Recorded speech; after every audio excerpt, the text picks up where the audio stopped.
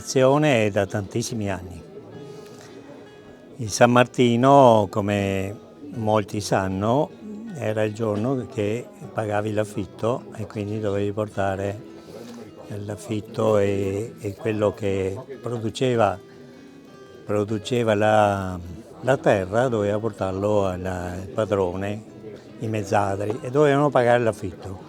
Questa festa era quel giorno lì, nel senso che al mattino pagavano l'affitto e poi venivano a far festa con quello che restava.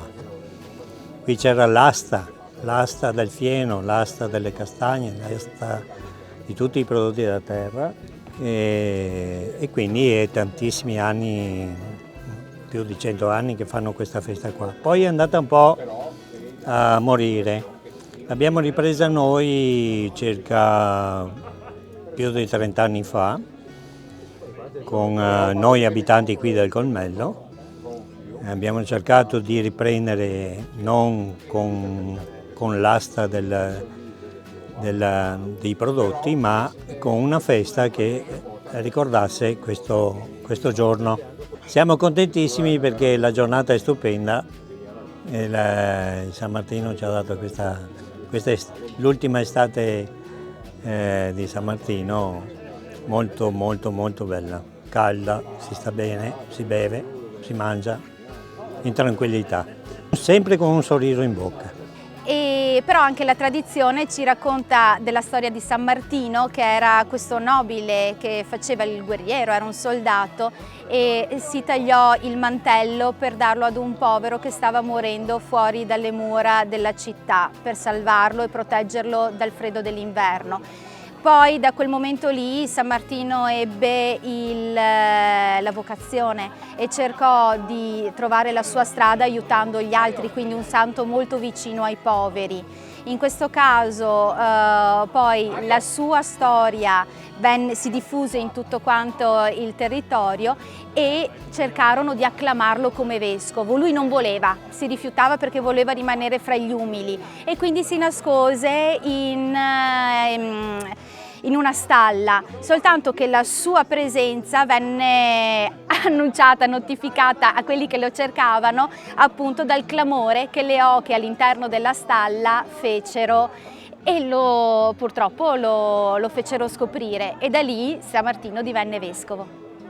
In realtà il motivo dell'oca è abbastanza indicativo della giornata di San Martino. Ci troviamo l'11 di novembre, quindi un periodo che anticipa l'inverno. L'oca raggiunge maturazione come animale in questo periodo qua. In più i contadini un tempo avevano necessità di prepararsi per l'inverno anche con quelle che erano le cose di uso quotidiano che servivano.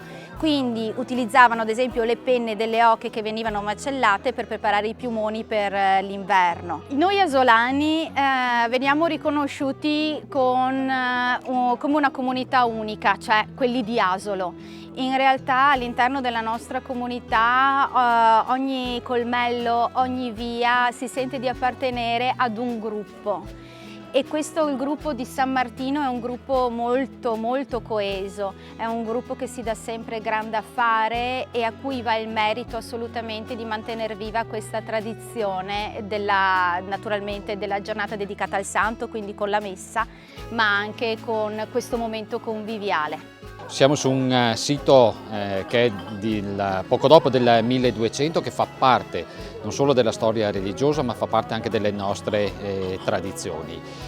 E essere qui oggi vuol dire ritornare in qualche modo anche alle nostre origini, far scoprire anche ai nostri turisti, ai nostri ospiti cos'è l'Asolo al di fuori del mero centro storico, con prodotti tipici, con i vini del posto, con la gente del posto. Quindi secondo me questo è il turismo esperienziale, il turismo slow che entra all'interno del contesto sociale, turistico e anche produttivo della nostra comunità.